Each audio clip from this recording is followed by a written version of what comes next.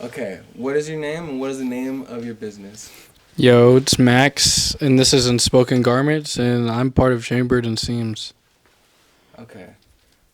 What initially drew you to fashion? Um, it's not a simple answer. I've always been into clothes and looking cool and just the swagger in a sense, but when it comes to fashion, fashion's very subjective. Anything can be part of fashion.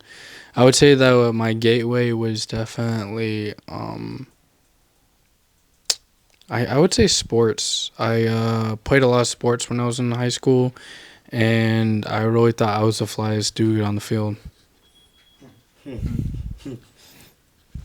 Say, what is it exactly that your business does? Like, introduce your business, kind of. Yeah, so Unspoken Garments is separated from Chambered and Seams. So after we've created Chambered and Seams, it's like Chambered and Seams is like a collective of people adjacent to Unspoken Garments that aren't directly linked to it, I guess. And what Unspoken Garments is as of right now, is just um, an archive of items that I've curated that just happens to be shoppable. It all started from, I guess, a personal wardrobe that was shoppable, but it's turned into more like of a showroom slash shop. Okay. What sorts of brands can you find here? So we started off with a lot of vintage and a lot of like American brands, like Levi's, Made in USA. The thing is that like when it comes to brands for like vintage, the tag is a little more important rather than just the brand. So that's kind of branding. The best things that we move here is a bunch of Japanese archive brands. Number 9, Hysteric Glamour. We're trying to get some JPG in here, Jean Paul Gaultier. We want to get some more Vivienne Westwood in here. We like CDG. Hackney Studios is okay. Balenciaga is probably the hardest thing to move. I'm telling you, don't buy Balenciaga to sell. It's terrible. I can take this? Mm-hmm. For sure. Yo. Should we do an angle switch? Yo. You want to do it, AJ? Yo. Good job on the questions. Hey, what's up, yo? What's up? Yo, their production is pretty good, not gonna lie. They had this shit down, not gonna lie. Yeah, And yeah, my story right? yeah, for sure. They're doing an interview. I wish you were here. Yeah, I'm gonna try to saw it if I can. I still gotta help out my girl. All right, just keep me updated. Alex is sliding too. He's buying all my Hysteric. Okay, man. I'm also gonna tell that dude to hit you up on the IG. That's cool. I'll have mine. I got you, man. Alright, Doug, Are you gonna buy any clothes? Peace. Today? No, not today. But I can yes. try to spot you. No. That's a good question. I'm going to buy clothes. Oh, maybe we'll come back. We're definitely coming back. Oh yeah, of course we're coming. Yeah, Yeah. yeah. But I'm going to But buy as I clothes, was just saying, not today. Good question would be, I want a bag. Oh wait, are we recording? Yeah. Okay, bet. All right. How do you like get clients? Like, what's the most common way people get you? Or, Wait, reach? yeah. Oof. At first, when it started in Spoken Garments, my easiest reach was through word of mouth. I was working at a pizza spot before this, so everyone that I knew at work was kind of like spreading the word, and my biggest clientele was the people I directly like knew. And then I started growing my Instagram, and that did pretty well. I didn't get a lot of like people to shop through the Instagram. It was just more about like kind of establishing a relationship with the people that have been following me the longest. After that, I started selling a little more online. I Depop grilled, but then I don't know. Traction on there is kind of hard to get. You have to post a lot and a lot of clothes and a lot of time. I didn't really have time because I was still working 2 other jobs other than this. And then I actually started doing pop-ups, and that was probably what sent me over the edge to like getting more of a name for myself in the Atlanta Metro Atlanta area. Um, I think my strongest suit is definitely being able to talk to people. I'm a very people person, so I'm really good at like talking, I guess. Mhm. So How did you end up getting celebrities like on your Sasha in the shot? Sorry, it was just real quick. you want me to go? Yeah. Yeah, it's cool. How did you end up getting like celebrities in your like arsenal?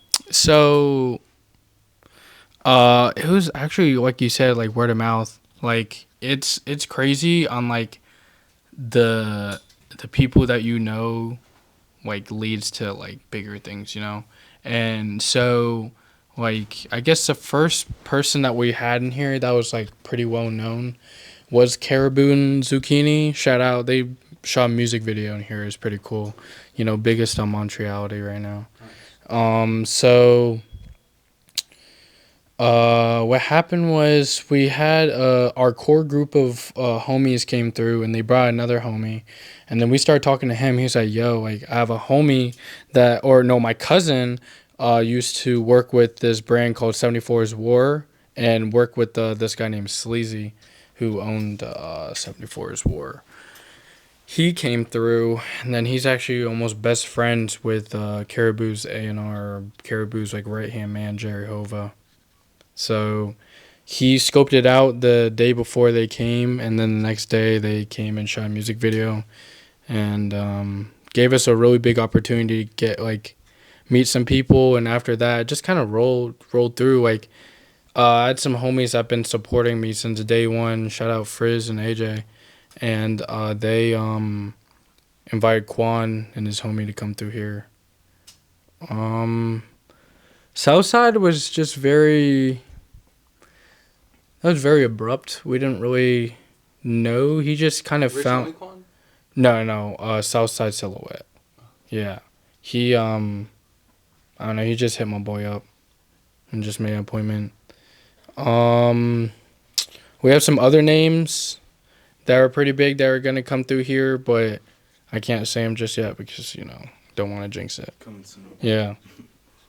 So is it like explain the type of like is it like a movement is it like a second tier, like because you're saying like it's kind of like a lot of kind of Instagram accounts have been popping up and that wasn't like that like 10 years ago. Yeah. So is it like a second tier thrift shop or is it more like you're curating from online? Yeah. So, Unspoken Garments is definitely a curated closet in a sense. The term thrifting is actually like a store that is shoppable of items that have been donated basically, and they go to a bigger cause. Like Goodwill, like Salvation Army, they're going to good causes. So I wouldn't say this is a thrift store, though it's still going to a good cause, I guess. But it's definitely curated. These are not thrift store prices, I'm gonna tell you that. But we still try to cater to the masses and have a wide range of items from like, $1,000 jeans to $10 shirts, I guess. How do you make up your taste and how would you describe or define it? Yeah, so Unspoken Garments is definitely a acquired taste for a lot of people. Not everyone's gonna like what I like, but that's the best thing about it is I don't really care what you like because I like what I like. Mm-hmm. I've always been outdoors, so I've always liked functional clothing in a sense and weird clothing because I'm a weird person. My favorite brands right now are definitely like Oakley because they create a lot of outerwear and their glasses are just insane. Another brand that I really like is ROA.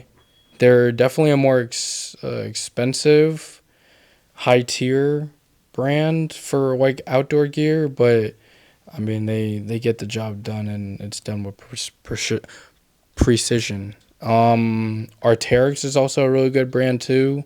Their jackets are insanely expensive, but you only need one for a lifetime if you take care of it.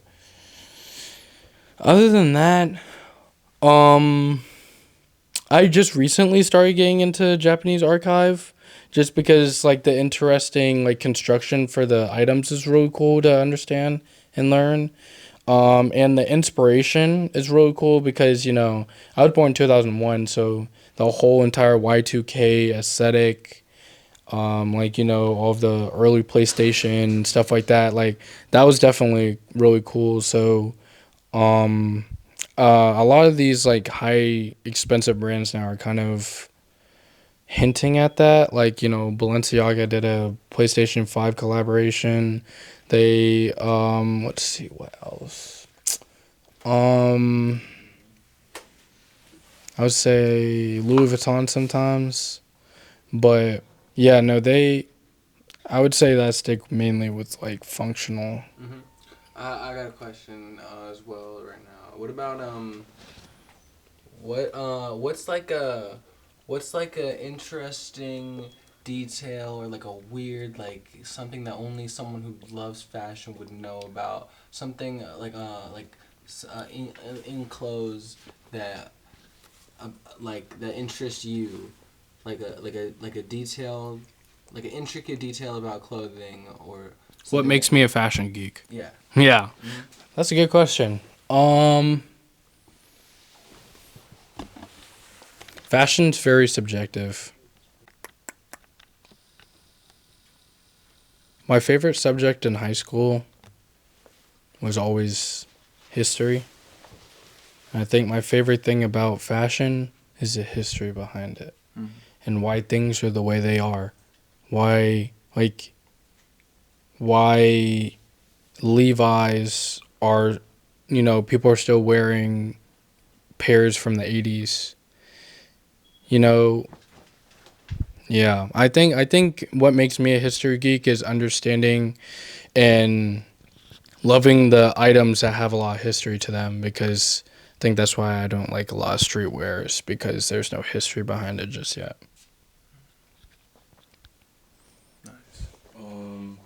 What would you say are some of like the craziest pieces or brands you've had come through your? Some notable ones are we've had a couple Vetmont items. They're pretty cool. I think some of the craziest that we've had is we've had a 1 of 50 Vetmont hoodie come through. It was like it was 1 of 50, and like I don't know if it was that exact one, but Kim Kardashian was seen wearing one of those.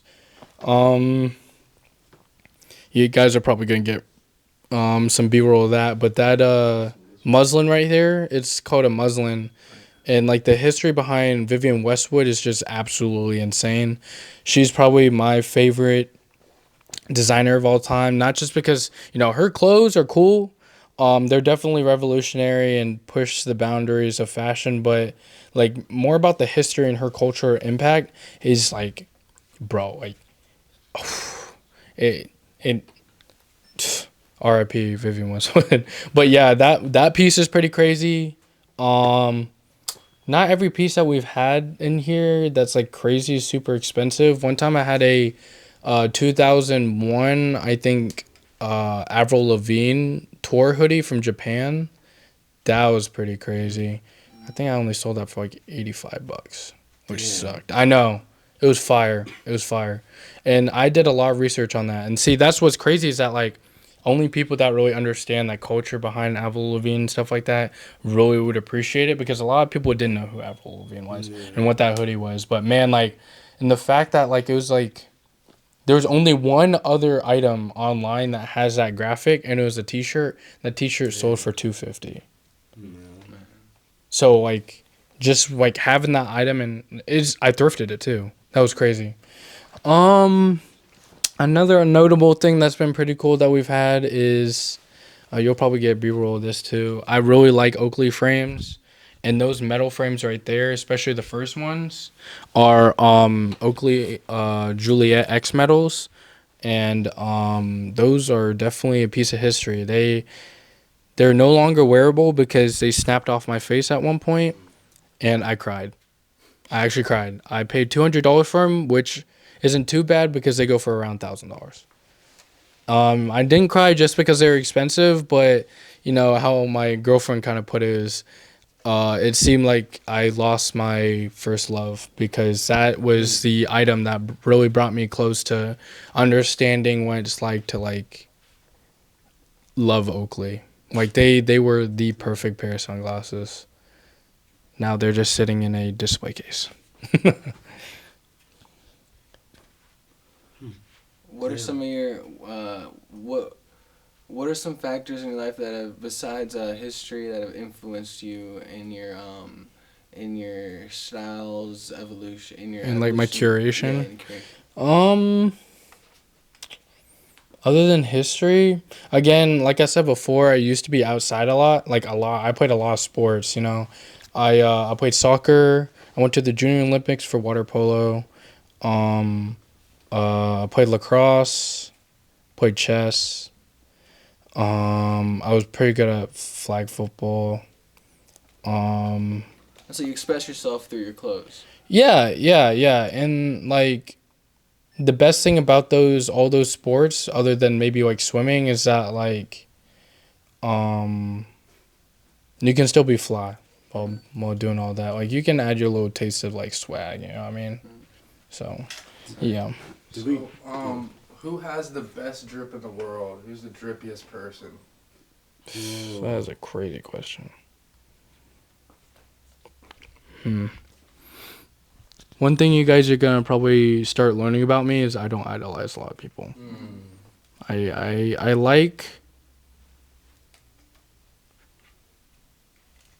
like to take inspiration, but like I wouldn't say that there's one person out there that I would think aligns with me the most.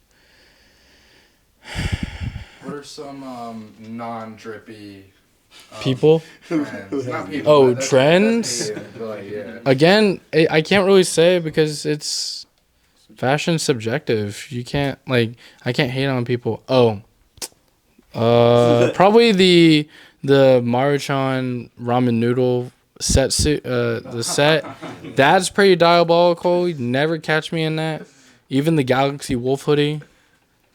I mean, shout out Wisdom for putting that shit on, but I would. That's pretty giga chat. Yeah, I would never do that. Oh, here's another thing. The terms and the key words that a lot of people are using now for fashion is actually pisses me off too. Like I hate the word pieces. I don't know why, but when people say, "Yo, you guys have pieces," I just twitch a little bit. Like I don't know what it is. It's just like you just seem so like straight from a TikTok screen. Like, oh, they have pieces. Like I don't know. It just irks me.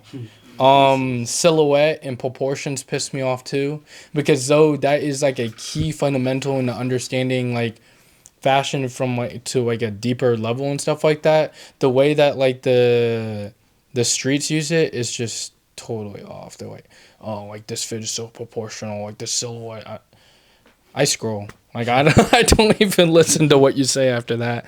What about the one color pieces, like the shirt? A monotone. Yeah. I think monotone and monochrome is actually really underrated.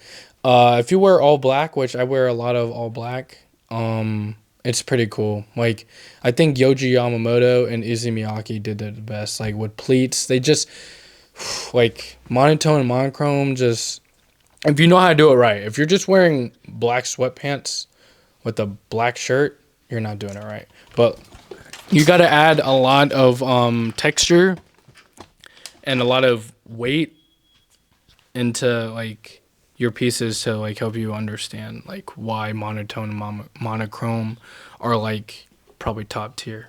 Do you think Atlanta has different drip than any other city? Oof. So I went to school actually for 2 years to be a sailor up in New York.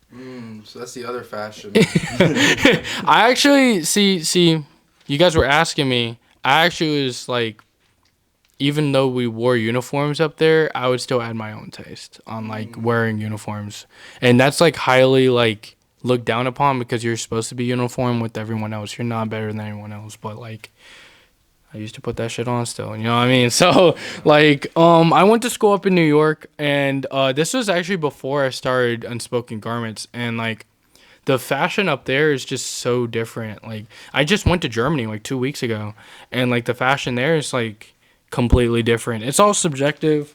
I'm not a big fan of purple jeans and Amiri jeans, but like that brand itself though is like not terrible. Like they have their cool items that are pretty cool. But I can't hate, you know, like I like what I like and I don't like what I don't like. So New York versus Atlanta, could you determine a winner? Oh hell no. Like Atlanta is like so like such a melting pot of like everyone else. Like Atlanta is literally like in the middle of like LA and New York. You know what I mean? Atlanta wants to be New York and Atlanta wants to be LA, but then that makes it its own unique melting pot. So, you know, from outside standpoint, because you know we all live here in Atlanta, it's easy to look outside from Atlanta and say, "Yo, like they got their shit on." You know, they're better than us. But like when you really take a like step outside of like Atlanta, like and you look at Atlanta from outside in, then you really see that we have some color, bro. Like we're a small community, but we're a tight knit community. You know what I mean? Yeah. Who? I had two questions. Yeah. One, did we make sure to go over like your Oakley? Why Oakley? Did we go over why No. Oakley? You didn't. No. Okay. Yeah. Well, we need to do that. So why Oakley? What's up with Oakley? What's this Oakley obsession? So,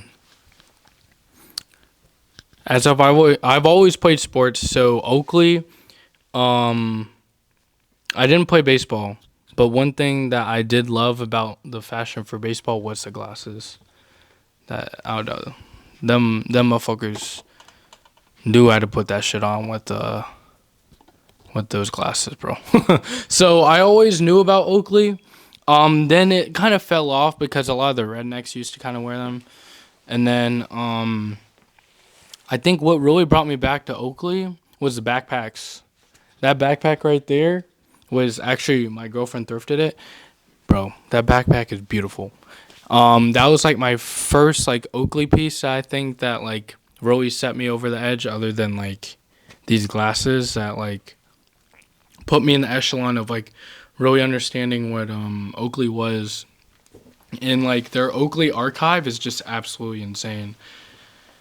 A lot of people think that they just make glasses and stuff like that, but you know I have some pretty crazy Oakley shirts too, but I don't have any on. I have a Porsche shirt.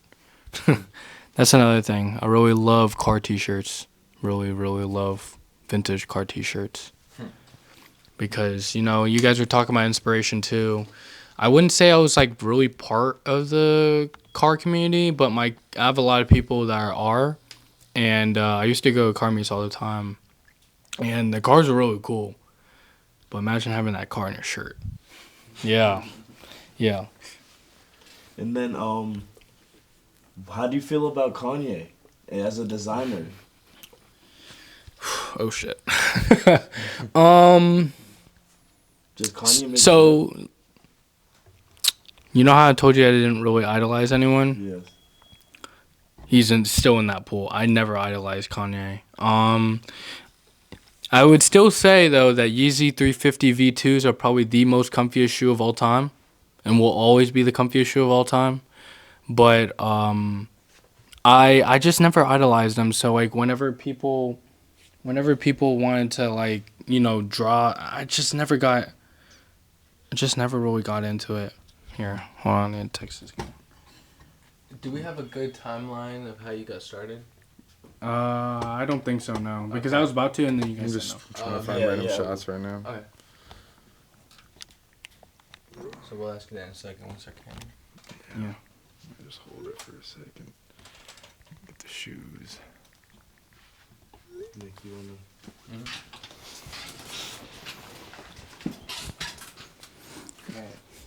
So what was the timeline for the beginning of Unknown Garments? Yeah, so Unspoken Garments started off basically as me. I was going through a rough time. Basically, I was couch surfing for a little bit, and I need a good amount of money to like kind of hold myself up until I moved to Florida just for a little bit. So what I did was I sold a lot of my personal items, and then I saw that how easy it was to make money off of it. So I started thrifting because it was cheap to go buy more clothes for myself. And then I was like, some of this doesn't fit, so I'm gonna sell it. So that's where like the real support was shown, was through a lot of the homies that was able to, you know, give me bread basically for like clothes that I thrifted and needed money for. I went to Florida, and that's where I really came up with the name Unspoken Garments. But then I failed miserably. I probably went through like more than 8K, and I failed really, really bad, really bad. Moved up to New York, basically upstate New York for 2 months. Did a pop up there, made $100 there, and by the time that I came, by the time that I came back to Georgia, I had $20 to my name. And then the amount of love that I was shown for like the ambition that I had was just insurmountable, bro. Like, there's a lot of love in Atlanta, you know what I mean? That's that Southern hospitality. So, yeah. Hey, Alex, you want to see this stuff? What's up? Oh, yeah, bet. Appreciate you. And then I don't have the CP. Yeah, I know. Okay. But you can take a seat. Sorry. But yeah, I would say I guess I could elaborate more on like what Unspoken Garments the name is. Okay.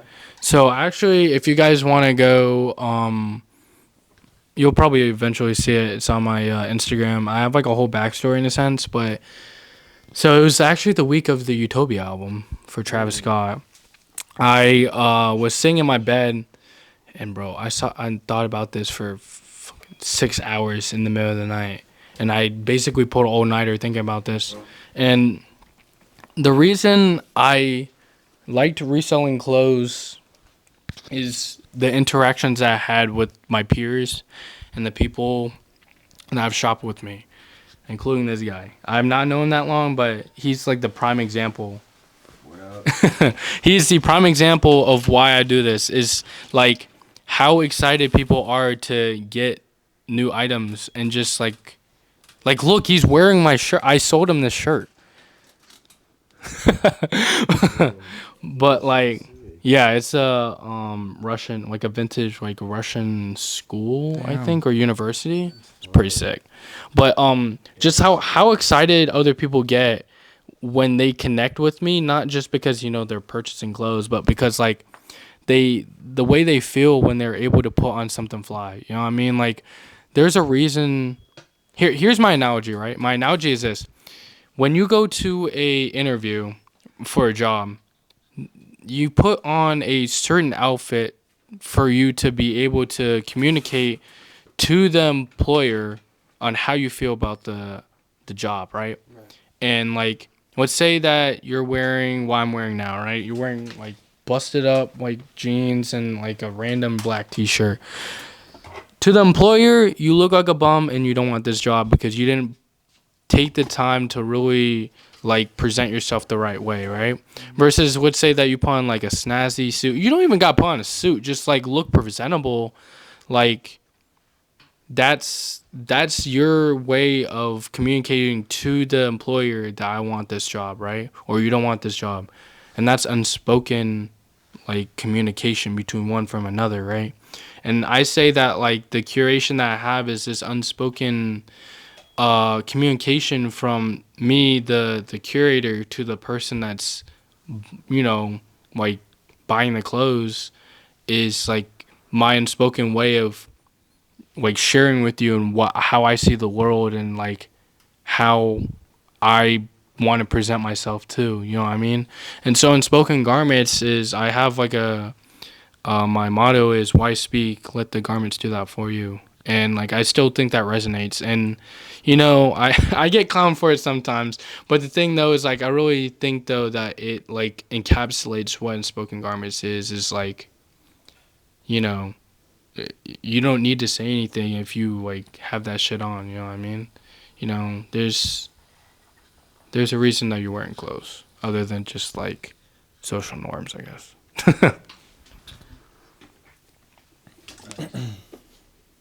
Did you ever get roasted for your drip before? Roasted? Yeah, like maybe when Yeah. you were a kid in middle school or.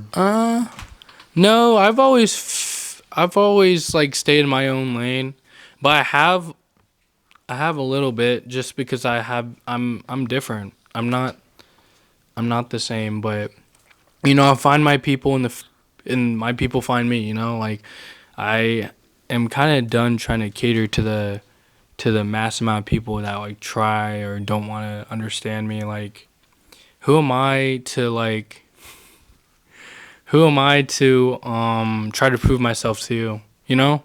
Like you know, even like a lot of respect to my boy Alex, you know what I mean? But, you know, we have that mutual respect where he doesn't need to prove himself to me and I don't need to prove himself to him. And it's a great dynamic, you know, like that's how you know that that's your people, you know? Yeah. So quick answer, no. I have, but like not for me to like. I'd be roasted him. No. Gorp Core Demon. So in times where things were kind of like hard, Yeah. for the business, Yeah. and moments where things were uncertain, how did you kind of get through those, and what inspiration? Oh. It's that one over there in the corner, bro. We actually just had this talk yesterday. Bro, I just started my own like business account with Capital One, which is like separated from my actual personal. So like I already had my LLC and that was a big step, but like actually like seeing my personal and my business like savings and like monetary value like split was just so disheartening because I'm like, damn, like two like Max and Foley, not even like Unspoken Garments, two Max and Foley's name right now, $400. Right? But you know, my business is doing just fine, but like that was business money, you know? So like the talk that we had was just and just all the talks that she's definitely held me down, you know what I mean? And like it takes a lot of mental strength to be able to do this, let alone do it legitimately and like do it the right way, you know what I mean? I know a lot of people that just don't have LLCs and just do it because of the money and stuff like that, but I want to do it the right way. So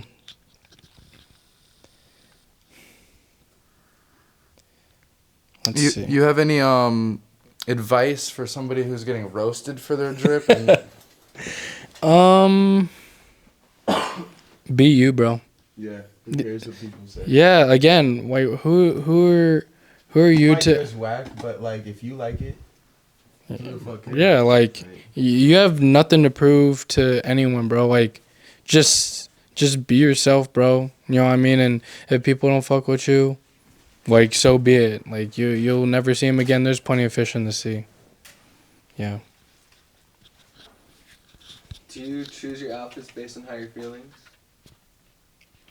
Shit. Yeah, probably. I don't know. That's the fashion demon here. I don't know. I like pick one piece and then like just build something off it. Or something. Yeah. Based on how I'm feeling. So, okay. Or how do you build your fits? So, your fits come from a wardrobe, right? And your wardrobe fits a uniform, right? You can't cater to too many different aesthetics because you don't have too much of a cluttered closet and then you're spending way too much money, and that's what America wants is over-consumerism.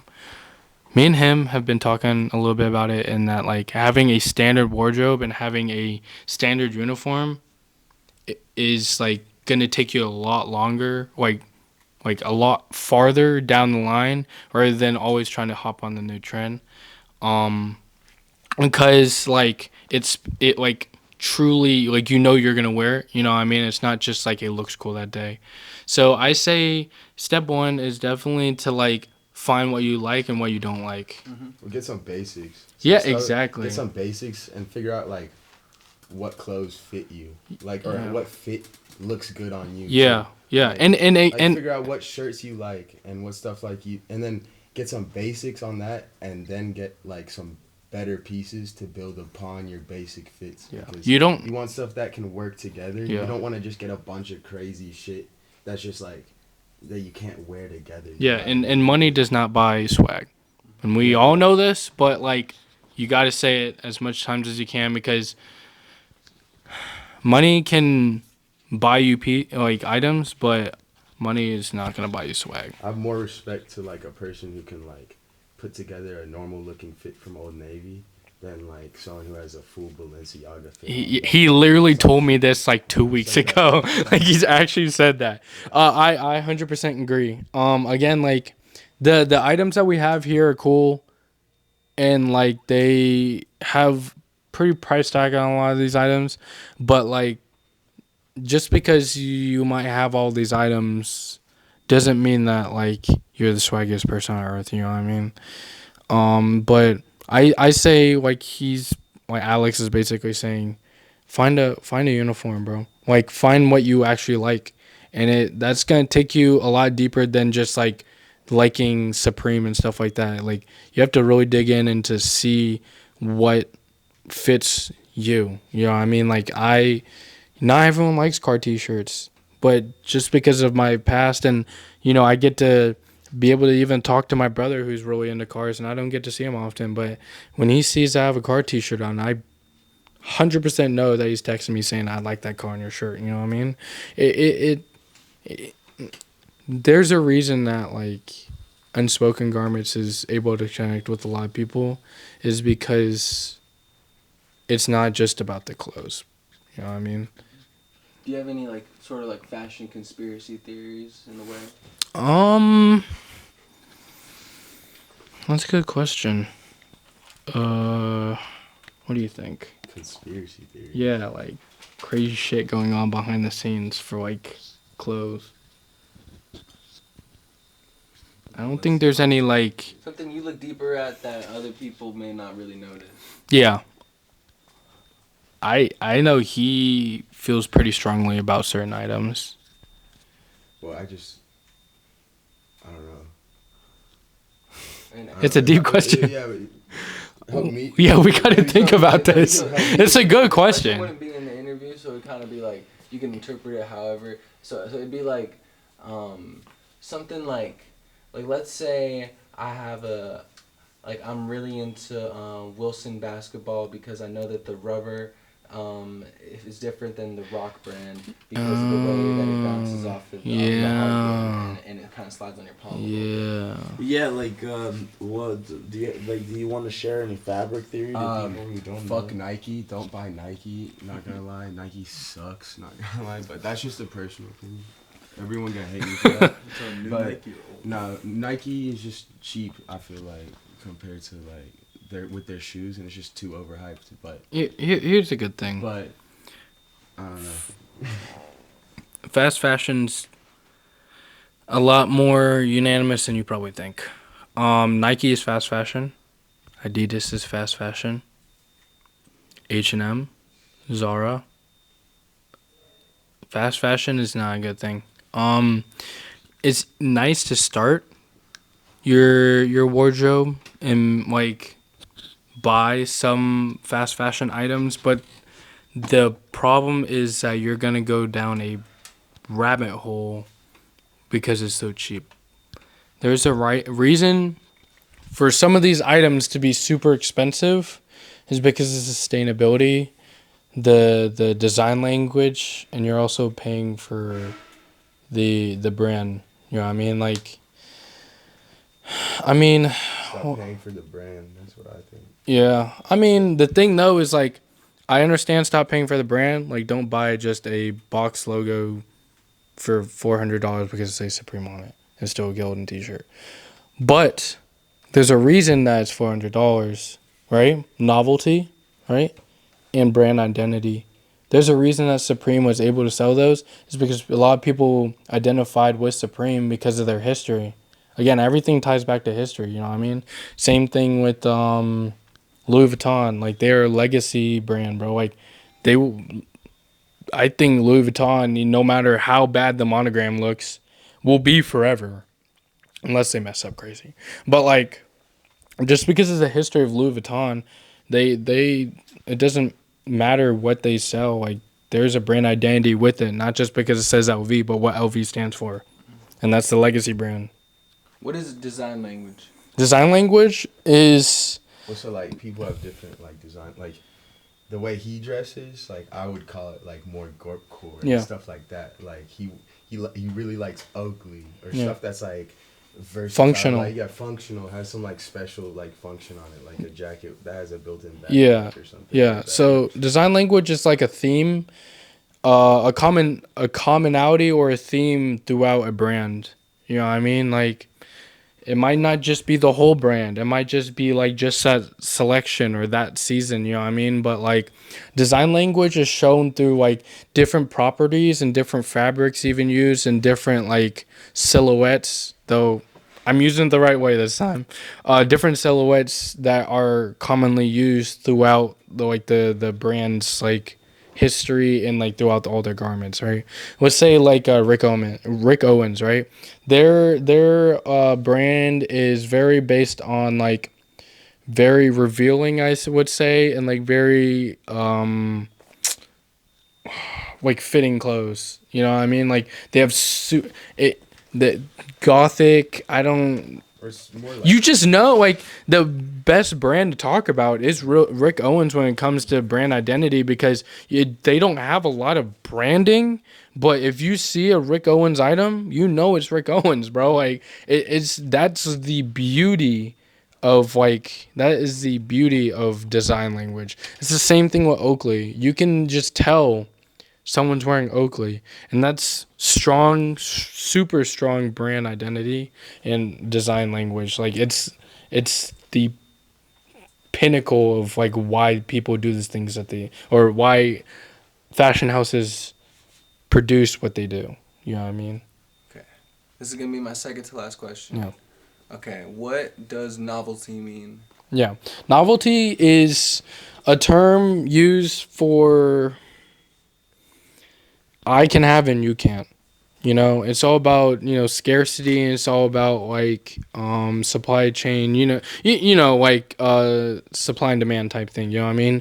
But novelty is more about like, again, your personal style and your personal branding and like your personal design language. You know, like what might be have more novelty points or whatever you want to call it,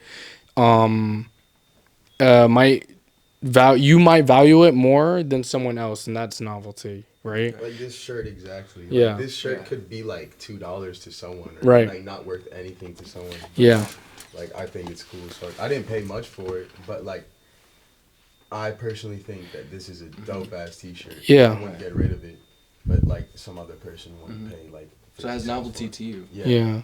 Yeah, and the same thing with like, let's say, here's another thing when it comes to business.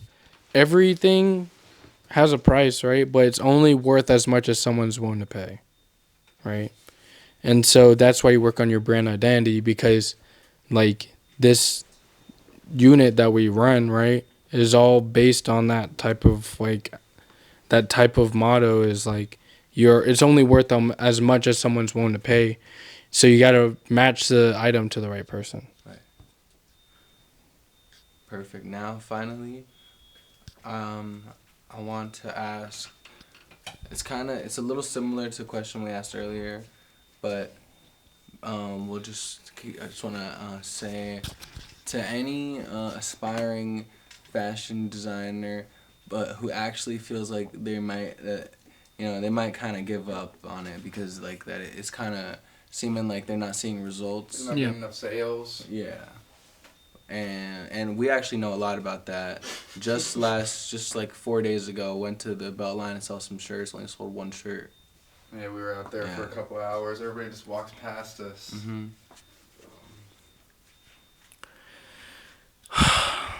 Stay true to yourself, right? And I would say find a North Star. This is another thing. Is one of the reasons why Unspoken Garments became a thing is because I found my North Star and why I did it.